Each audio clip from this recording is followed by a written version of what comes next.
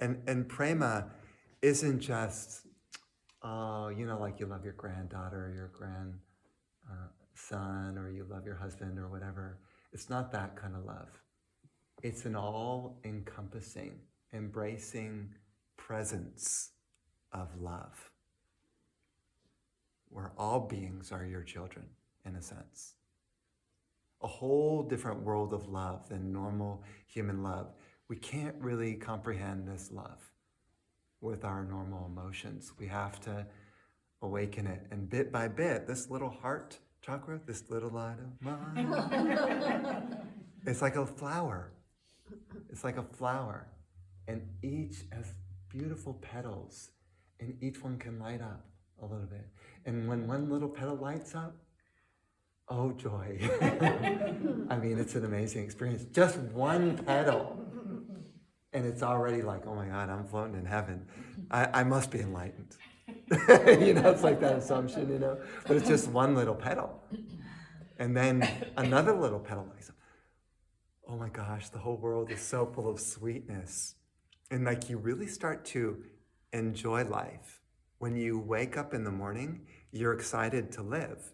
That's awakening of the heart chakra. Isn't that nice? Wouldn't that be nice to have? Rather than like, it's a drudgery, man, it's Monday, I gotta go to work and I've got a lot of things to do, and it's just like all the stress is already happening. The day hasn't even started, you're projecting already in the future how stressful it's gonna be. Don't even think of that, you're just happy to be alive. Then you don't mind incarnating again into another body. The people, they want to get into spirituality and just escape the world. And like, I don't want to have any more lifetimes. You don't care how many lifetimes. Go from one life to another. You're happy to be there. You could be a pigeon, a duck, cow, frog. Someone likes frogs? Frogs? Yeah. Frogs. Really enjoy. Just rivet. I mean, that'll be really fun for you. I would love that. You're like, I'm just a happy frog. That's your mantra. Rivet is your mantra. Rivet is your mantra. And the beautiful thing about that, the beautiful thing about incarnating as a frog, is then you can really appreciate frogs, and then your next lifetime, you won't be killing any frogs. That's right. Fully rely on God. Yeah. Yeah. That's wonderful. Yeah. So the beauty of incarnating into certain animals, even if you're slaughtered, but you learn, if the cow, let's say you go into a cow body and you get slaughtered, it's only to open your heart and learn more compassion for cows so that you can see God in them too, not just as a piece of meat to eat. So in your next lifetime, you treat them as holy, no longer as edibles. I mean, that's a big step. So it's not by mistake that you entered into an animal that got slaughtered. You were meant to learn from that lifetime. So never a victim, always to learn, to open the heart.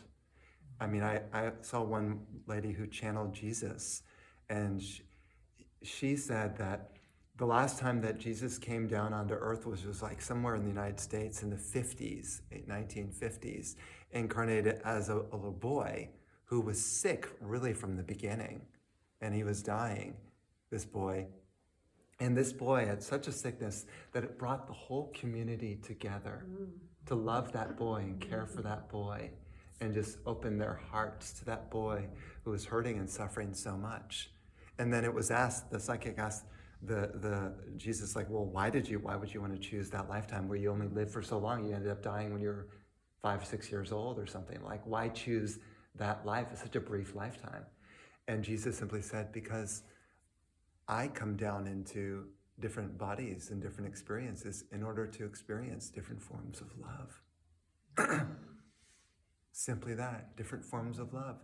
And this is my opportunity to feel the love through this boy, which I had never experienced before, and to experience the love of a community that comes together and takes care of that boy. And I thought, that's profound. Willing to take on a suffering boy body that dies that early, just to bring a community together to feel that kind of love. I mean, wow.